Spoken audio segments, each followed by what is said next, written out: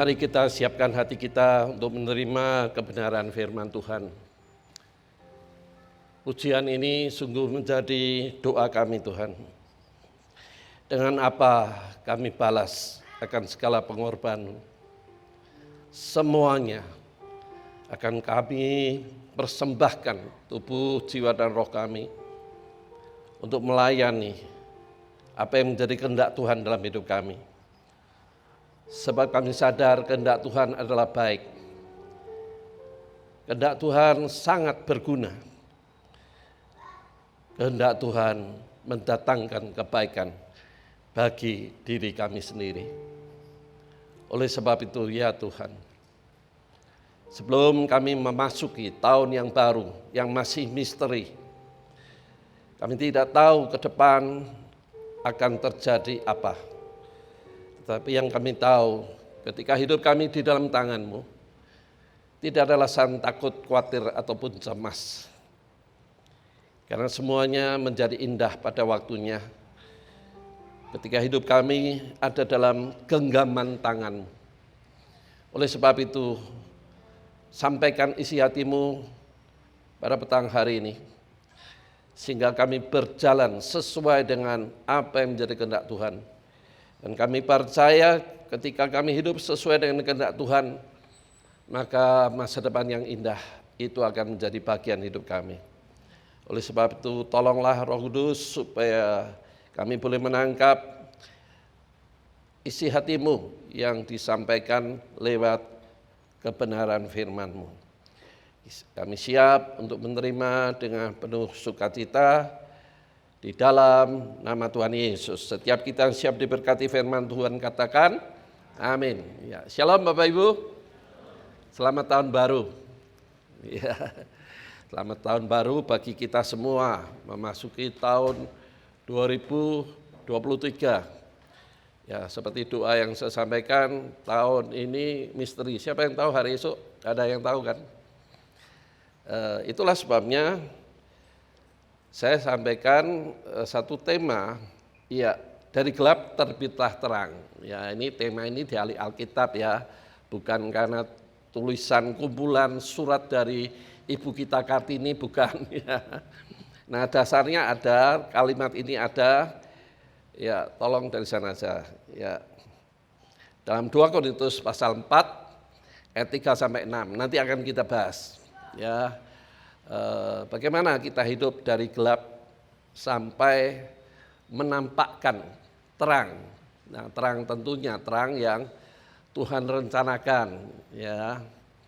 Nah, kita harus melihat flashback terlebih dahulu. Next. Ya, di sini. Dunia pada umumnya menjalani kehidupan dengan masa depan yang abu-abu, tidak jelas, ya. Spekulasi, bahkan menurut saya gelap. Kenapa? Karena kita ini kan manusia keturunan Adam dan Hawa yang hidupnya jauh dari Tuhan. Nah, kalau kita dekat dengan Tuhan tidak gelap, jelas terang. Ya, karena ada tuntunan yang jelas. Karena firman itu adalah suluh dan pelita bagi langkah kita. Jadi bagaimana kita bisa hidup dalam terang? Ya jelas berdasarkan suluh dan pelita atau berdasarkan firman Tuhan. Itu yang memberikan jaminan, makin hari bukan makin lemah, tapi makin hari makin kuat, makin optimis, makin optimis. Kenapa? Karena Tuhan tidak pernah ingkar janji. Apa yang dikatakan itu pasti digenapi. Walaupun, ya Alkitab yang ngomong ya, Alkitab mengatakan walaupun langit dan bumi ini lenyap, firman Tuhan tetap selama-lamanya. Jadi artinya firman Tuhan ini konsisten, ya tidak lekang oleh zaman, tidak terpengaruh situasi dan kondisi. Kalau kita memahami ini, kita pasti menjalani hidup ini dengan optimis, penuh sukacita, antusias. Bukan ngelukruh, bukan putus asa. Ya orang putus asa itu seperti robot gitu ya. Jalani kehidupan itu seperti tidak ekspresi begitu, susah, mati orang urusan. Nah itu orang tidak ada masa depan atau tidak punya masa depan. Sebagai anak Tuhan tidak boleh demikian, walaupun dunia faktanya memang sedang mengalami hal yang tidak baik-baik saja. Itu fakta. Bagi Bapak Ibu yang sering traveling keliling dunia akan melihat ya hanya Indonesia dan ASEAN secara umum yang baik-baik saja. Ya, tetapi luar negeri, ya Eropa, Amerika Selatan, itu kondisinya tidak baik-baik saja. Itu realita akibat pandemi, ekonomi kacau, kemudian terjadi perang. Harga bahan bakar minyak naik, bahan baku pupuk ya mayoritas itu dari Rusia. Itu tidak bisa keluar, tapi Indonesia bisa beli gitu ya. Karena kita kan non blok ya, tidak blok timur, tidak blok barat. Kita ini non blok. Kita justru menciptakan kedamaian. Ya, buktikan waktu KTT G20 atau G20 di Bali itu sukses luar biasa. Karena diplomasi setahun dari awal tahun itu sudah diplomasi, melakukan pertemuan-pertemuan yang sangat luas, intensif sekali. Nah, jadi kita melihat kalau secara ekonomi memang tidak baik-baik saja. Tetapi hidup kita kan tidak ditentukan oleh dunia. Hidup kita ditentukan apa yang Tuhan katakan. Kok tidak ada amin? Jadi masalah yang utama, ya banyak orang percaya ini hidup dalam logikanya, hidup tidak dalam jalan firman-Nya. Saya sebetulnya mau kesaksian. Nah, bukan saya, kalau saya sih biasa surah gumun gitu ya. Jemaat ini mengalami mukjizat di tahun kemarin. Ya dalam situasi tengah kondisi yang sangat susah ya akhirnya Tuhan mengabulkan permohonannya. Nah, tentunya itu ada dasarnya. Dasarnya apa? Konsisten melakukan firman. Jadi rahasia hidup seperti yang kita inginkan itu adalah konsisten melakukan firman.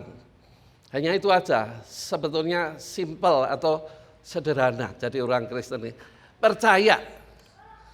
Jobo jeru, ya, artinya percaya bukan hanya lip service, tapi dalam roh, jiwa, pikiran, perasaan, dan kehendak, bahkan tubuh yang diwujudkan dalam tindakan, perbuatan, misalnya kita punya talenta ikut terlibat dalam pelayanan, itu menunjukkan kita percaya bukan hanya lip service atau sekedar perkataan, tapi betul-betul dilakukan dalam kehidupan seutuhnya, roh, jiwa, dan tubuh. Ya, gampang kan? Ya, sing angel apa? Akunya maunya ngatur Tuhan. Jadi Tuhan ini diatur hanya untuk memenuhi keinginan baru merasa puas. Tidak demikian, terbalik. Percayalah kalau kita ini hidup diatur Tuhan, itu semuanya menjadi baik-baik adanya. Kayak ini gampang ya, ngomong gampang, ngelakoni ini orang gampang. Nah ini masalahnya di situ. Itulah sebabnya saya mengajak Bapak Ibu semua memasuki tahun 2023 yang saya katakan misteri karena tidak ada satupun.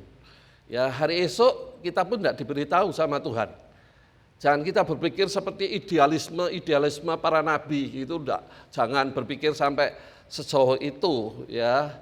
Karena hidup kita ini tergantung firman, percayalah. Kenapa seperti itu, Pak? Buktinya ada ayat firman Tuhan ya, yang mengatakan begini. Kesusahan sehari cukup engkau pikirkan sehari, esok ada susahnya sendiri. Ya. Jadi artinya kita diberi tahu itu dipimpinkan hari demi hari. Tetapi syukur walaupun kita hidup dipimpin hari demi hari, Tuhan menjamin berkat dan rahmat-Nya selalu baru. Artinya rezekinya dewa itu ada selalu baru tiap hari. Itu pun diucapkan Tuhan pada waktu Tuhan jengkel sama umat pilihannya, itu ditulis dalam Ratapan 3 ayat 22 dan 23. Kan baru jengkel itu marah sama bangsa Israel yang tidak tahu diri, sudah diselamatkan malah nyembah berhala. Wah itu menyakitkan sekali. Ya istilahnya kalau suami istri ada marune itu kan menyakitkan sekali kan. Ya Tuhan ya begitu, tapi toh keluar ayatnya seperti itu. Yang mengatakan bahwa kasih setiaku itu selalu baru, berkat dan rahmatku itu selalu baru tiap hari. Jadi mari kita yang beruntung karena menerima anugerah keselamatan ini jangan sia-siakan anugerah keselamatan itu. Kita harus betul-betul memahami apa yang menjadi kehendak Tuhan. Jadi saya mau masuk, apakah kehidupan anak Tuhan sama seperti orang dunia yang setengah hati, yang tidak punya pengharapan, yang buram, suram, salah. Lalu gimana Pak? Kita harus berpegang pada firman Tuhan, itu intinya. Lalu firman Tuhan mengatakan apa? Saya akan mengungkapkan dalam perjanjian lama dan dalam perjanjian baru. Dalam perjanjian lama dulu, setiap kali selesai khotbah, saya selalu menyampaikan doa berkat. Nah, doa berkat itu tergantung kedaulatan Tuhan. Apakah diterima atau tidak? Ya, itu tergantung Tuhan. Bisa saja kita hanya menerima seperti semacam mantra, sehingga ngenteni doa berkat saya, itu bisa saja ya. Tetapi sadar bagaimana itu ya. Sekarang saya akan memberikan contoh doa berkat yang selalu saya sampaikan. Itu terambil dalam Ulangan 28 ayat 13, yaitu barang siapa, ayat satunya mengatakan barang siapa mentaati firman dengan baik dan benar, baru muncul ayat 13-nya kan. Nah, ayat 13-nya itu mengatakan kamu akan menjadi kepala dan bukan ekor, terus naik dan tidak pernah turun. Jadi kita melihat itu semua terjadi kalau kita taat firman. Tidak bisa kita menghadapkan kemudian menulis ayat di tembok, di kamar, di pintu kamar, ayat itu percuma, percayalah kalau kita tidak taat firman, sama saja kita ini ngimpi di siang hari bolong. Jadi kata kuncinya adalah taat firman. Nah, sekarang kita melihat di ayat yang lain. Yeremia 29 ayat 11. Kita tahu Nabi Yeremia itu dikenal sebagai nabi yang susah ya. Karena berkali-kali khotbah tidak ada yang mau mendengarkan. Dia menyembah Tuhan tapi juga menyembah berhala. Kenapa? Karena bangsa Israel itu kepingin sugih. Jadi sugih itu adalah jebakan iblis ya. Maka mereka menyembah berhalanya kerajaan ini, menyembah berhalanya kerajaan ini, dan kalau berhasil mereka cerita-cerita. Jadi kesaksiannya adalah keberhasilan dalam menyembah berhala. Itu menyakitkan sekali. Sampai Tuhan ngomong loh dalam Yeremia itu. Yeremia 15 ayat 1 mengatakan, jangan kamu berdoa kepada bangsa ini. Coba bayangkan itu. Saya aja mendoakan jemaat. Ya. Ini jangan kamu berdoa. Kalau misalnya Musa, Ayub, Daniel, Samuel berdoa, hanya doa untuk mereka yang aku dengar, tapi untuk bangsa ini tidak akan aku dengar. Coba bayangkan itu. Saking jengkel Tuhan melihat bangsa yang tidak taat ini. Nah, ayat 29-nya itu menjelaskan. Rancanganku tidak pernah rancangan kecelakaan atau masa depan yang tidak penuh pengharapan. Tapi rancanganku adalah rancangan penuh pengharapan. Percaya enggak? Nah, itu masalahnya di situ. Kalau kita percaya ya pegang itu firman Tuhan. Lalu dicari apa yang menyebabkan firman atau janjinya itu terrealisir, terjadi. Bukan hanya sekedar pengetahuan, tapi terjadi. Sekarang perjanjian baru. Dalam perjanjian baru itu jelas sekali dikatakan dalam 2 Korintus 3. Ayat 1 sampai 6 menjelaskan tentang bagaimana hubungan Tuhan dengan masa Taurat, masa Musa. Dan ayat 7 sampai 18-nya menjelaskan bagaimana hidup sekarang umat pilihan, yaitu Bapak, Ibu, dan saudara semua dan saya. Yaitu hidup kita ini berdasarkan hubungan dengan Tuhan yang ditaruh dalam diri kita. Yaitu apa? Roh Kudus. Roh Kudus itu dalam diri kita. Hubungan kita berdasarkan hubungan yang rohani. Tuntunan Roh Kudus dalam diri kita itu yang akan membawa kita, ayat 18 yang seringkali dikutip, dipotong aja ayat 18-nya. Hidupmu akan terus naik dan tidak pernah turun, jadi kepala dan bukan ekor. Itu digambarkan dalam 2 Korintus 3 ayat 8. Kamu akan dibawa dalam kelimpahan yang lebih. Kan ayatnya sama kan? Kalimatnya berbeda. Nah, kemudian Filipi 2 yang sudah saya singgung kemarin dan khotbah Natal tanggal 27 di gedung gotong royong itu, yaitu apa? Kerjakan keselamatan itu dengan takut dan gentar, sama seperti saya ini mendapatkan hadiah iPhone, kok sebut merek, HP yang nilainya 30 juta, yang terbaru kan 30 juta, ya, tapi tidak dikasih petunjuk menggunakan, kira-kira berguna enggak? Ya sama, kita harus mengerjakan keselamatan yang kita terima ini dengan takut dan gentar menurut kemauan Allah, bukan menurut kemauan kita. Ayat 13-14-nya menurut kemauan Allah. Maka ayat 15-nya mengatakan, maka kamu akan muncul seperti bintang di tengah dunia. Percaya ora? Jadi masalahnya kan di situ kan. Masalahnya di situ sebetulnya. Masa depan yang indah itu harus didasari ketaatan yang konsisten. Mari kita berpikir itu. Mari kita merefresh atau menyegarkan iman kekristenan kita selama ini. Sehingga kita memasuki tahun 2023 yang misteri menjadi tidak misteri. Kenapa? Karena kita percaya berkat rahmatnya selalu baru. Orang saya mikir sesuk kan.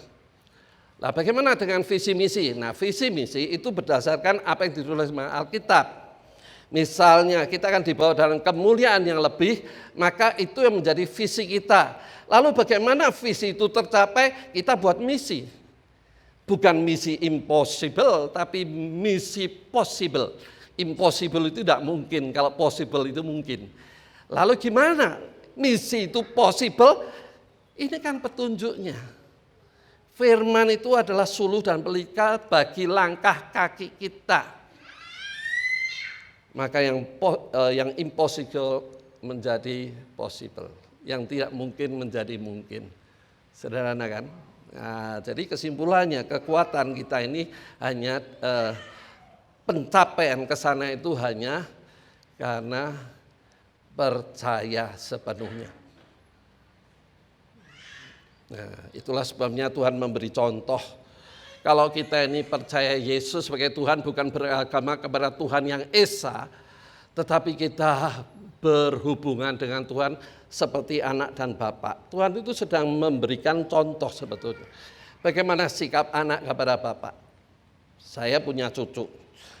Cucu saya ini kalau saya jalan-jalan itu, kalau kamu bagus nilainya, ulangannya bagus, maka kamu minta apa saja tak beli ke. Cucu saya ini umur 7 ya. Apakah gini?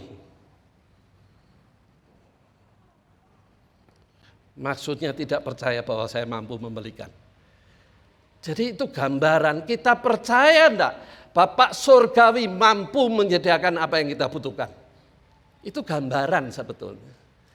Kalau kita percaya harusnya taat dong. Ya, dia tidak kepingin apa-apa. Kepinginnya hanya bermain saja. Jadi kasih uang, masukkan, main saja. Kasih apa-apa? Tidak mau. Yuk ketemu sana. Tidak, mana? Mainan. Jadi maunya mainan saja. Ya malah ngirit. Jadi itu gambaran. Bagaimana hubungan kita dengan Tuhan? Kalau percaya Dia Bapa yang baik, mampu melakukan segala perkara, logikanya kita ingin menyenangkan hati Tuhan kan? Itu namanya hubungan, relationship dengan Tuhan yang baik itu sebetulnya dibangun seperti itu. Tuhan yang mengatur semuanya dan indah pada waktunya. Mari kita masuk di tahun 2023 ini dengan sikap mengandalkan Tuhan. Ya, sekarang kita baca ayatnya. Sudah saya tulis semua. Ayat 3 dalam 2 Korintus pasal 4 tadi. Jika Injil yang kami beritakan masih tertutup juga, maka ia tertutup untuk mereka yang akan binasa. Ini tidak enak, nanti saya jelaskan ya. Ayat 4, yaitu orang yang tidak percaya yang pikirannya telah dibutakan oleh ilah zaman, pengaruh zaman. Generasi-generasi ini kan, saya ini generasi baby boomer zaman perang gitu ya. Kemudian generasi milenial itu yang kelahiran 80 sampai tahun 2000 itu milenial. Yang usia 19-20 itu generasi Z. Waduh, itu kalau ngomong itu pokoknya logika lebih utama. Susah sekali.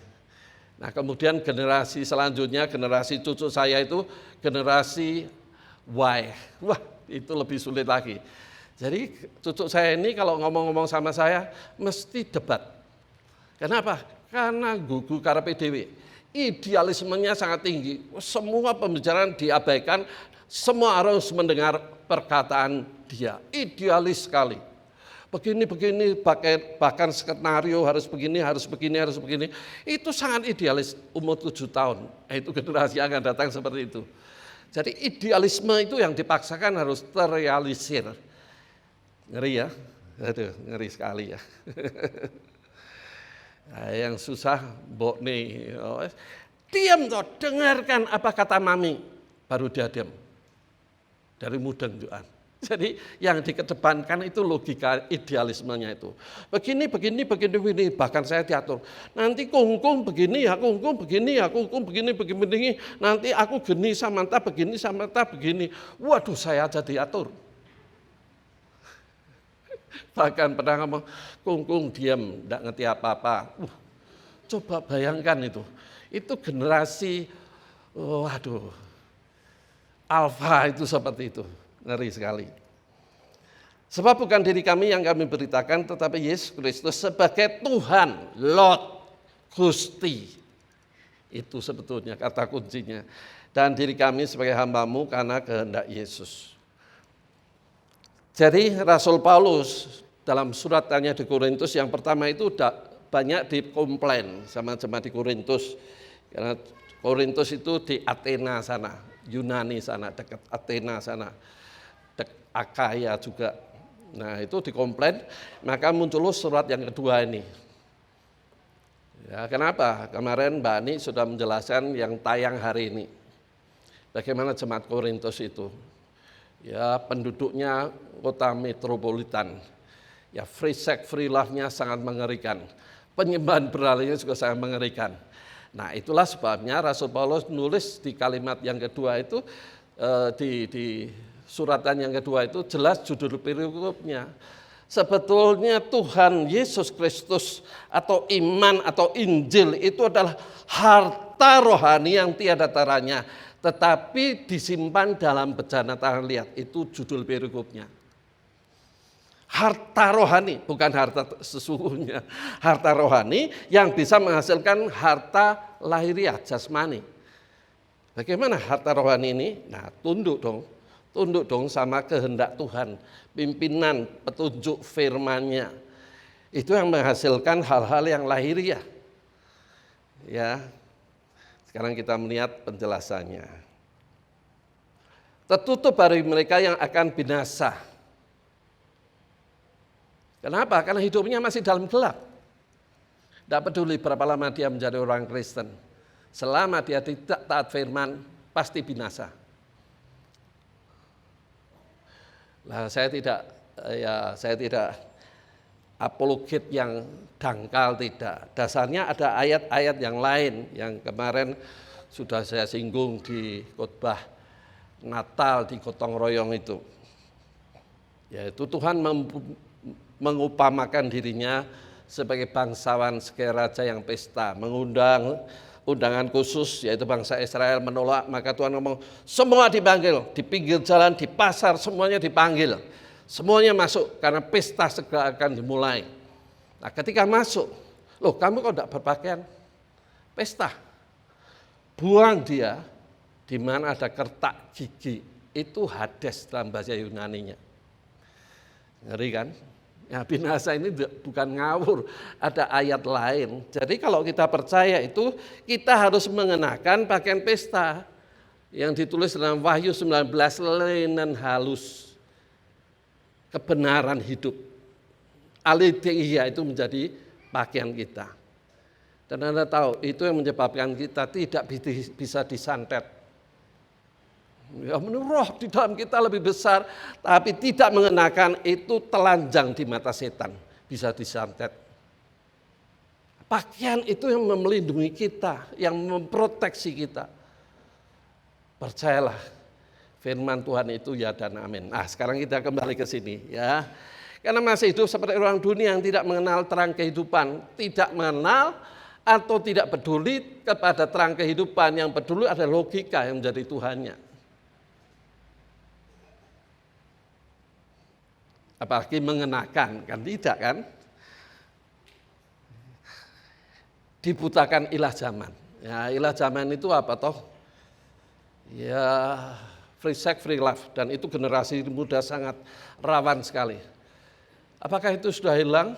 Ya, dulu kan terkenal Children of God. Sekarang tidak usah pakai judul. Yang penting digait. Yuk, dugem, ngombe-ngombe, ngopi-ngopi yuk. Dibayari, mangan apa? Ambil saja, jangan melihat angkanya, makan saja. Kemudian yuk besok ke pesta. Nah, disitulah pestanya free sex, free love. Anda tahu? Itu adalah ilah zaman. Free sex, free love, dan sugih.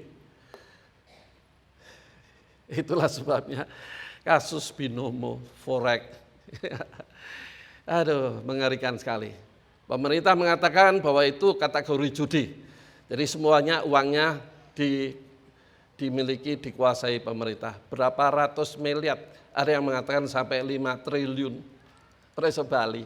Kenapa? Kepingin sugih. Sugih dadak ora saged rekoso. Itu kan sebetulnya judi. Daisa. Kita melihat fakta dan realitanya, dunia ini sudah semakin gelap dalam pengertian yang betul. Jarang orang mengenal Tuhan dengan baik dan benar. Gereja dijual menjadi tempat-tempat hiburan. Di Eropa itu banyak gereja dijual loh. Ya, seperti kemarin kena pandemi. Seharusnya kan diizinkan Tuhan, pandemi itu kan sampai berdampak ke seluruh dunia. Tujuannya supaya orang mengandalkan Tuhan. Tapi setelah tidak pandemi, ibadah ogah-ogahan. Coba, iya. Apa yang lebih keras lagi membuat orang betul-betul cari Tuhan?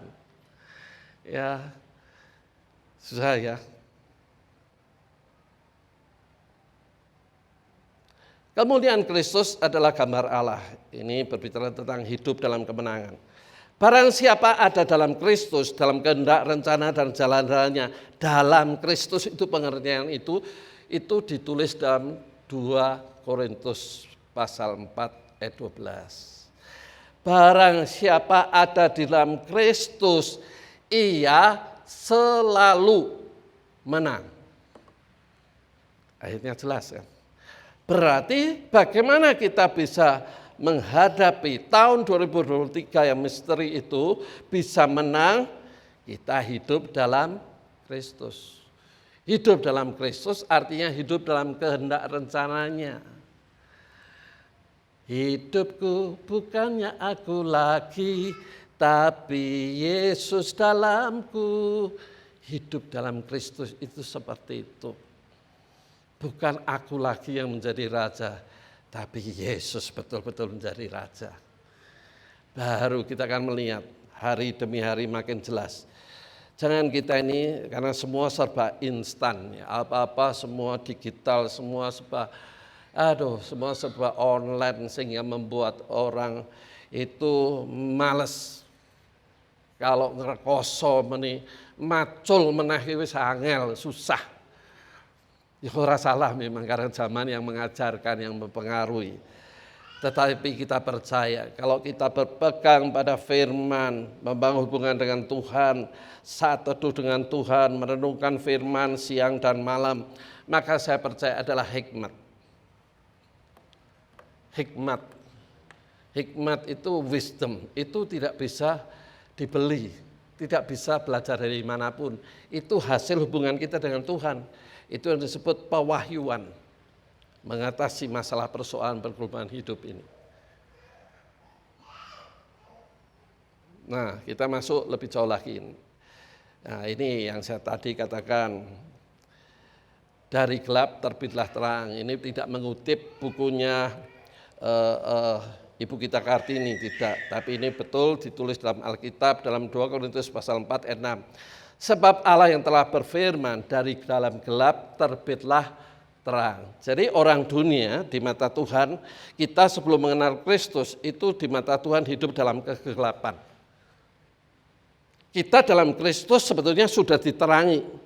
Tapi jangan kita kembali pada gelap. Terus lihat tuntunan terang dalam perjalanan hidup kita. Jangan kembali kepada gelap. Itu yang saya singgung di khotbah Natal kemarin.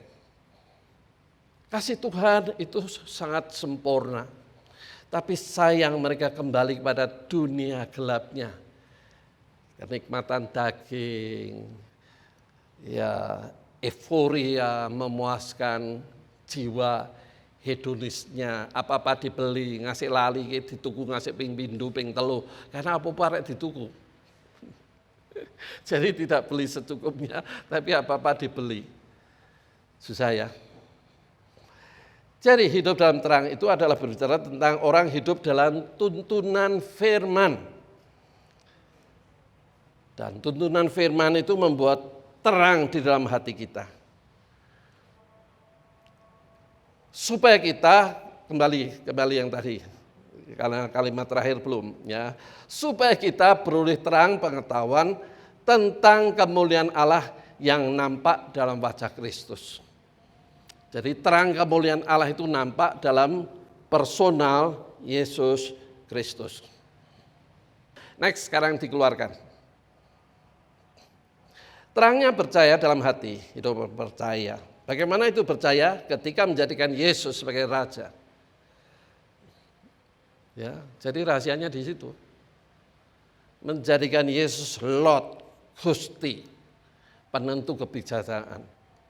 Minta boleh, tapi kita harus tahu, bukan kita yang menentukan permintaan. Ya, alasan saya cukup kuat kalau minta menuntut Tuhan, memaksa Tuhan cukup kuat. Tetapi saya tidak mau. Karena Tuhan lebih baik, lebih sempurna dari pikiran dan kehendakku. Gampang kan?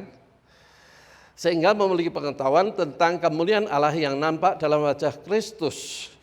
Jadi kita harus mengalami pengalaman hidup dalam indahnya hidup berkemenangan dalam Kristus. Ya, hari ini saya bisa berdiri di sini itu masuk kategori mujizat bagi saya. Karena angin kencang itu sampai saya tidak berani buka pintu. Belakang, depan tidak saya buka. Saya batuk-batuk. Batuk-batuk itu kan ada radang kan. Saya minum minyak zaitun yang hijau itu 1 sendok. Tetap batuk, 2 sendok, tetap batuk. Oh ini mesti ada yang tidak beres dalam tubuh saya. Maka saya minum obat. Apakah minum obat itu termasuk iman? Iya. Penemu obat itu dari mana hikmatnya? Kan dari Tuhan. Ya minum obat baru bisa saya tidur, bangun pagi jam 5, seger sudahan. Itu kan mujizat. Jadi pengalaman mujizat itu hari demi hari kita alami asal kita betul menggunakan hidup seutuhnya ini untuk kemuliaan nama Tuhan. Mujizat tiap hari pasti terjadi. Next, sekarang kita melihat lebih jauh lagi. Hati terbuka apabila, ya ini rahasianya di sini.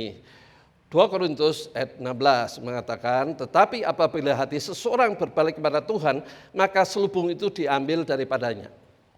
Nah ayat 2 Korintus 3 ayat 14-nya mengatakan begini, bangsa Israel ketika membaca kitab para nabi ada selubung yang menudungi.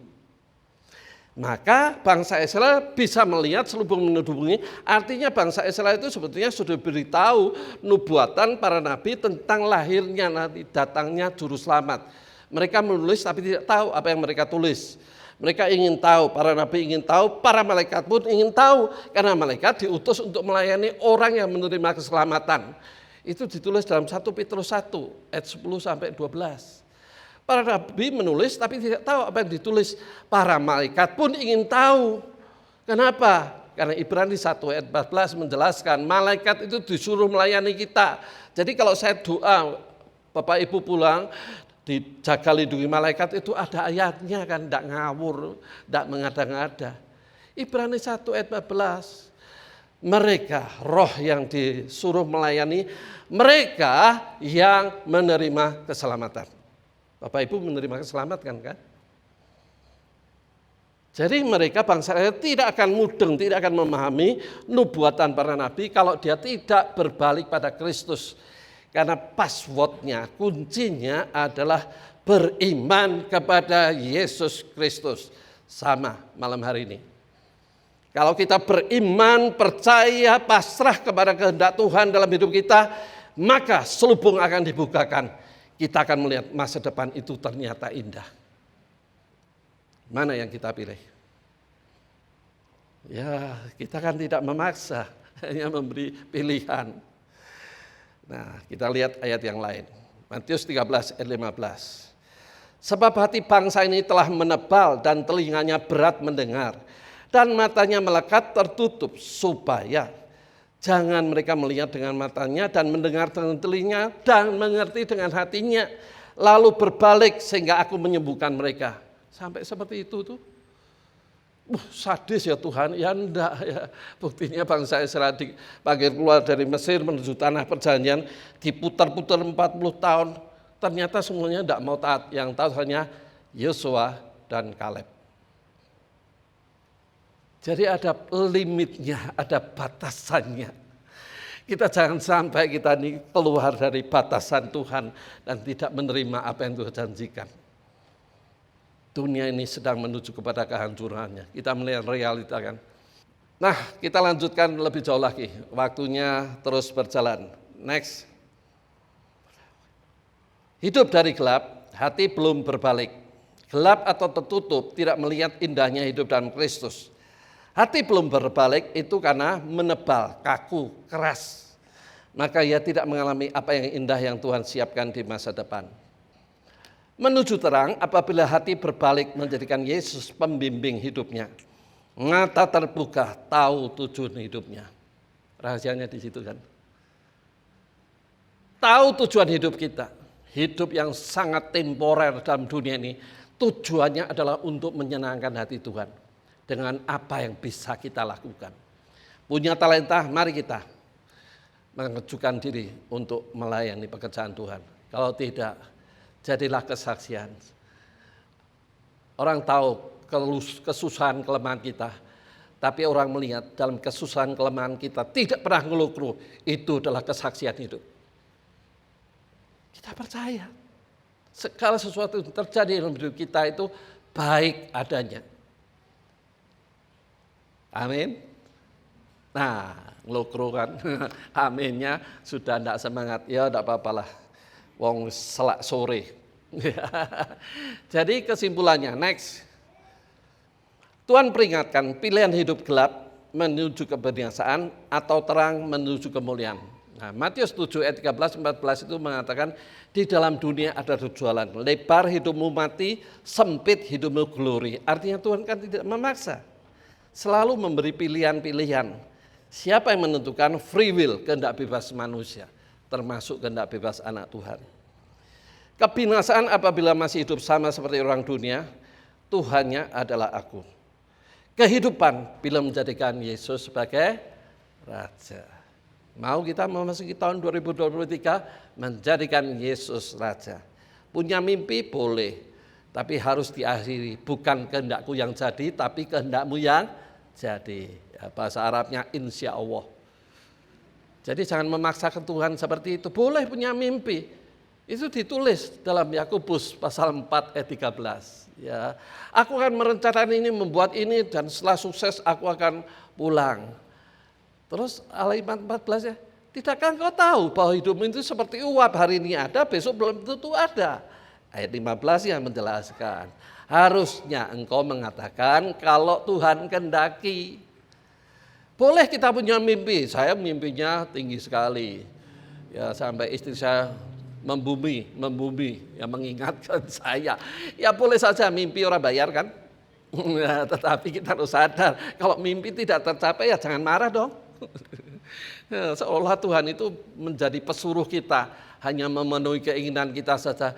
Ya jangan dong. Ya kita harus tahu, hidupku bukan aku lagi, tapi Kristus yang hidup dalam hidupku. Saya percaya kalau kita memiliki komitmen, maka nanti ketika mengambil perjamuan kudus, kita akan berdoa, Tuhan pimpinlah aku. Bimbinglah aku Tuhan di jalan yang benar, supaya lewat hidupku Engkau dimuliakan. Ya, itu komitmen kita saat mengambil perjamuan kudus. Terima kasih Tuhan, kami boleh memasuki tahun 2023 mengawali dengan membangun hubungan dengan Engkau. Kami boleh menerima firman-Mu yang mengingatkan, menyegarkan, memotivasi hidup kami. Terima kasih Tuhan. Dan kalau sebentar kami mengambil perjamuan kudus, yang mengingatkan Engkaulah yang berdaulat hidup kami. Karena Engkau sudah membayar lunas di kayu salib. Hidupku bukan milikku lagi, tapi milik Kristus yang sudah membayar lunas di kayu salib. Oleh sebab itu Tuhan, jadilah Raja untuk memimpin, membimbing, mengarahkan jalan hidup kami. Dan kami percaya ketika kami memasuki tahun ini dengan mengandalkan Tuhan, tidak ada alasan khawatir, takut ataupun cemas. Sebab Tuhan merencanakan bukan kecelakaan, tapi masa depan yang penuh pengharapan. Oleh sebab itu Tuhan, kalau sebentar kami mengambil perjamuan kudus, biarlah kami betul-betul Engkau jadikan tahta-Mu. Engkau yang ada tinggal dalam hidup kami. Engkau yang berdaulat atas hidup kami. Nyatakan diri-Mu dalam hikmat dan pewahyuan untuk kami menjalani kehidupan ini. Bukan oleh kuat dan gagah manusiawi kami, tapi karena bimbingan dan pimpinan tuntunan-Mu saja. Inilah menjadi doa kami dan kami naikkan ini di dalam nama Tuhan Yesus. Amin. Silakan duduk. Saya undang pelayan perjamuan kudus untuk maju ke depan, mengambil, membagikan perjamuan kudus kepada jemaat semua. Saya undang semua berdiri, kita akan membacakan pengakuan iman dari sinode kita. Pada hitungan ketiga kita akan membaca bersama. 2, 3. Aku percaya bahwa Alkitab adalah firman Allah. Allah yang esa itu Tritunggal adanya. Yesus yang lahir, mati, bangkit, naik ke surga adalah juru selamat, pengantara kita dan raja segala raja. Manusia berdosa harus bertobat dan beriman agar diampuni, dibenarkan dan dilahirkan baru, lalu dibaptis secara selam dan hidup suci. Bahasa roh adalah tanda awal baptisan Roh Kudus. Gereja melakukan perjamuan kudus dan meyakini kesembuhan ilahi. Tuhan Yesus akan datang kembali. Ada kebangkitan tubuh, kerajaan 1000 tahun, hukuman kekal dan hidup kekal. Amin. Mari kita angkat roti hosti yang menggambarkan tubuh Kristus yang terpecahkan di tangan kanan kita. Baik, semua sudah. Saya bacakan apa yang Tuhan Yesus katakan kepada para murid. Dan ketika mereka sedang makan, Yesus mengambil roti, mengucap berkat, memecah-mecahkannya, lalu memberikannya kepada murid-muridnya dan berkata, ambillah, makanlah, inilah tubuhku. Mari kita makan roti yang merupakan lambang tubuh Kristus terpecahkan dengan iman di dalam nama Tuhan Yesus. Terima kasih Tuhan. Sungguh kami sadar kami tidak mampu berjalan sendiri. Kami butuh bimbingan, tuntunan, dan pengarahan-Mu Tuhan. Supaya kami boleh melewati tahun 2023 ini bukan monoton, bahkan mungkin dengan putus asa, tetapi dengan optimis. Karena Tuhanku, Allahku, dan juga Bapakku adalah Tuhan Allah Bapa yang baik, yang merencanakan masa depan yang penuh pengharapan dan bukan kecelakaan. Tuhan merencanakan hidup kami terus naik dan tidak pernah turun, menjadi kepala dan bukan ekor. Bahkan kami percaya apa yang kami kerjakan yang tidak bertentangan dengan firman Tuhan akan dibuat Tuhan menjadi berhasil. Itulah sebabnya kami butuh pimpinan bimbingan-Mu Tuhan. Mari kita pegang cawan di tangan kanan kita, dan apa yang Tuhan Yesus katakan. Sesudah itu ia mengambil cawan, mengucap syukur lalu memberikannya kepada mereka dan berkata, minumlah kamu semua dari cawan ini, sebab inilah darahku, darah perjanjian yang ditumpahkan bagi banyak orang untuk pengampunan dosa. Kami sadar Tuhan sebagai manusia lahiriah, kami banyak kekurangan, seringkali pikiran kami tidak benar, tindakan perkataan kami sering tidak benar. Oleh sebab itu sebelum kami memasuki tahun 2023, kami mohon pengampunan-Mu Tuhan. Engkau berjanji walaupun dosa kami semerah kirmisi, Tuhan akan sucikan menjadi putih seperti salju. Dan kami tahu kuasa darah Yesus mampu menyucikan dosa salah kami. Kami boleh memasuki tahun 2023 dengan lembaran kertas yang putih bersih. Dan kami percaya kuasa darah Yesus bukan hanya mengampuni dosa, tetapi kuasa darah Yesus juga mampu menyembuhkan segala sakit penyakit kelemahan tubuh kami, sehingga kami boleh sehat untuk kami bisa menjadi saksi Kristus dan memuliakan nama Tuhan. Mari kita minum anggur ini dengan sukacita di dalam nama Tuhan Yesus.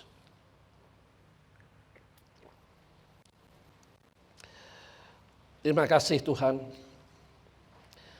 Terima kasih Tuhan. Kami sadar selama kami masih hidup, artinya Tuhan masih memberi kesempatan. Dan biarlah kesempatan ini kami pergunakan dengan tuntunan bimbingan Tuhan. Kami tidak berani berjalan sendiri, karena kami sadar kami lemah, kami tak berdaya. Tetapi bersama Engkau kami mampu melakukan perkara yang besar. Bersama Tuhan kami akan melompati berbagai masalah persoalan. Dan kami pasti muncul sebagai pemenang. Tidak ada alasan khawatir cemas menghadapi tahun ini. Tetapi kami yakin Tuhanku yang baik tidak pernah berubah. Tetap baik, selama-lamanya tetap baik. Terima kasih Tuhan, kami terima semua berkat-Mu ini dengan pengucapan syukur di dalam nama Tuhan Yesus. Setiap kita yang sudah diberkati katakan bersama saya, amin. Jadi tidak ada pengumuman lain, mari kita akhiri ibadah ini dengan bangkit berdiri untuk kita berdoa mengakhiri seluruh rangkaian ibadah. Bapak Surgawi, terima kasih Engkau sudah memimpin ibadah baik pagi maupun petang hari ini. Kami percaya setiap kami hadir sangat beruntung karena boleh mendengar kebenaran firman-Mu yang akan menjadi pegangan kami di dalam memasuki tahun 2023. Kami sungguh menyadari Tuhan, hanya Engkau satu-satunya yang kami andalkan. Dan Engkau Tuhan yang kami andalkan tidak pernah mengecewakan. Walaupun seringkali tidak sesuai dengan keinginan kami, tapi kami mau belajar tunduk kepada otoritas kedaulatan Tuhan yang sudah menebus hidup kami seutuhnya. Terima kasih Tuhan. Kalau sebentar kami mengakhiri ibadah ini kembali ke tempat kami masing-masing, baik yang di dalam kota maupun luar kota.